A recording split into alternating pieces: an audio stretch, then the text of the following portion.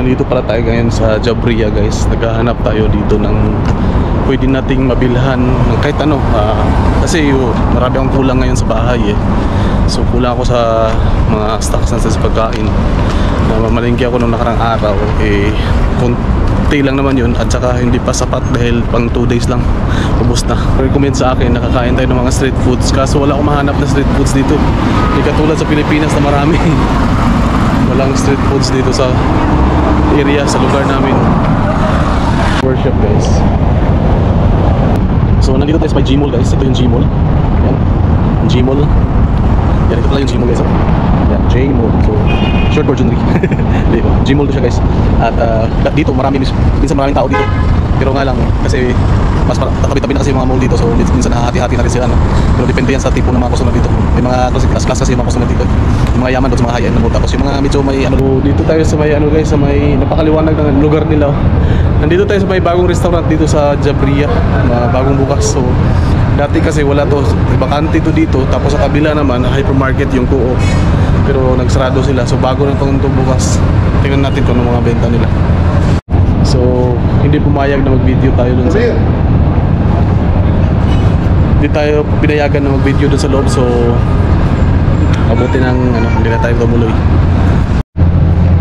Hello guys, so bumili tayo ng kebab, kebab chicken yata, kebab beef. Hindi ko alam kung anong kebab eh. So kakainin natin siya ngayon at ewan ko kung anong lasa nito. Hindi pa ako nakapag-try nito ng kebab. So let's try it. So ganito lang siya guys. Yan. So nakainin natin siya. Medyo malamig na siya, pero mainit pala. So ganito yung itsura niya sa loob. Yan o. Yan. Kebab. Kainin natin. Ewan ko anong meat yung kebab.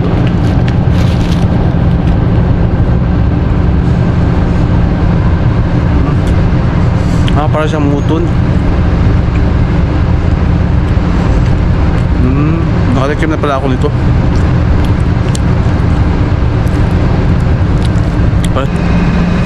So para siyang muton, may ano aftertaste siya na langsa. Hindi naman siya masarap masyado, pero pato doon, nabili ko na to. At saka ang presyo nito kalahating dinar din. Nasa mga 80 pesos din sa atin to. So 80 or 90 pesos.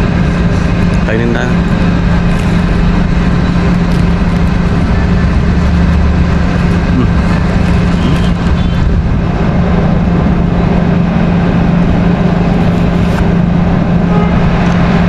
Hindi na ako tumuloy din kasi bawal mag-video sa loob.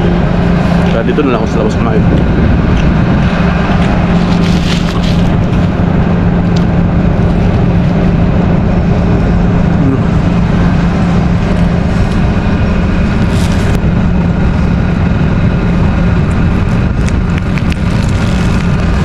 Medyo masarap naman siya, pero siyempre iba pa rin yung street food sa atin.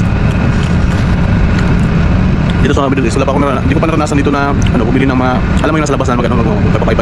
Ito sa atin ba? Parang wala naman ako nakita yata dito. Pero subukan natin sa winter, baka meron.